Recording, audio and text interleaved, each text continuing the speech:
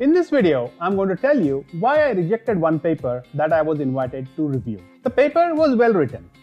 There were hardly any grammatical mistakes, there were no referencing mistakes, the results were good, the methodology was perfect, but I still recommended a reject. Do you want to know why? I'm going to tell you why. But before that, let me introduce myself. My name is Poddar. I'm an associate professor from Australia. On this channel, I make videos for PhD students, postdocs, and early career researchers. If you are new here, please hit the subscribe button and the bell icon now, and let's get started. Before I tell you the main reason why I rejected this paper, I want to give you a brief background about this paper. See, this paper was submitted to a Q1 or A-ranked journal. The title and the paper of the abstract was quite interesting, which is why I accepted to review this paper. I spent a fair bit of time reading this paper thoroughly so that I could understand what the authors were trying to accomplish. The paper had all the typical sections like the abstract, the introduction, lit review, methodology, results, conclusion, and references. It was 42 pages long in double line spacing. It had over 10,000 words and more than 100 references. So, this paper had 5 research questions around the use of social media for enhancing customer engagement. So it's a very promising topic and a very practical in nature as well. Something that will be very useful for digital marketing professionals. Now, I want to list these 5 research questions because it is important to the point that I want to make through this video. The first question was, are internet-based startup companies better at using social media to build customer engagement? So a yes or no type of question. The second question was, do businesses that have other businesses as their customers, so B2B, do they engage with individual customers? The third question is, if you generate quality content, will it lead to better engagement? Fourth question, if your content has a call for action, will it result in higher engagement? And finally, the fifth question, whether informing your customers via social media that your business is open during COVID, will it lead to better customer loyalty? Now, I want to pick one question and answer it. I will pick the third question. So the third question is, if you generate quality content, will it lead to better engagement? And the answer to that is, of course it will. I think this is a well-known fact that when you regularly share useful content with your community, you engage with them. I mean, successful influencers do this again and again. So what's interesting about this? I mean, by conducting this research, what new insights did you provide to the reader or to the user? I mean, I spent so much of my time reading your paper. What value did you give me for my time? So think about it.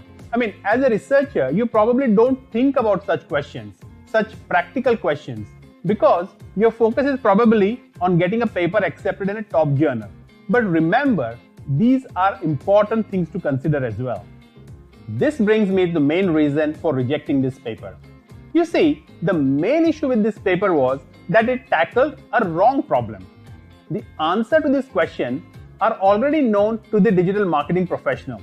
It may not have been discussed in the academic literature, but that does not mean that that knowledge does not exist. It just exists in a different knowledge base.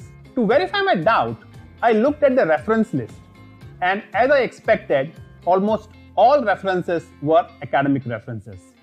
If the authors would have looked at some other papers published by renowned marketing agencies, I think they would have found the answer to these questions even before starting their research. So, what is the core message that I want to convey here? See, if you are going to answer a wrong question, no matter how thorough your research is, it is going to be of limited value and it will be hard to publish in a good journal. I think researchers should broaden their thinking, broaden their horizon and look beyond. They should start thinking about the impact that their research will bring to the society or to the community. Think about this.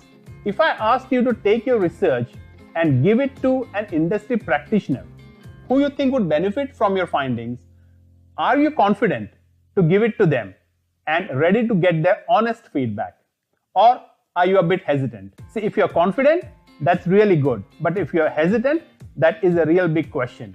See, there is a gap between industry and academia, quite a big gap.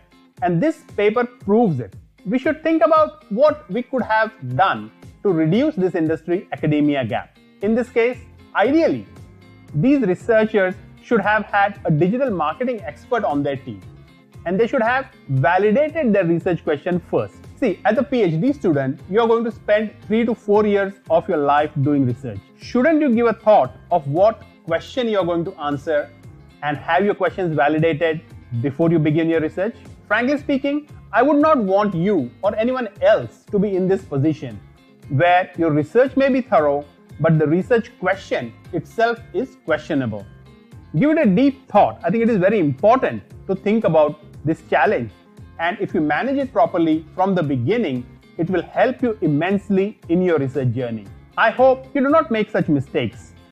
Now remember, there are many other things that you need to do to ensure that your paper is not rejected. I discuss all these and much more in detail in my SLR course.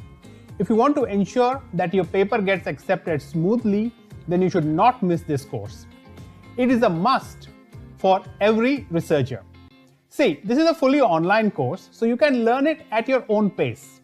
There are 6 modules and 60 plus lessons with videos, research activities, and writing tasks. If you follow this course, publishing papers in high quality journals will be very easy. If you have any questions about this course, join my Telegram group so I can answer them for you. Link is in the description below.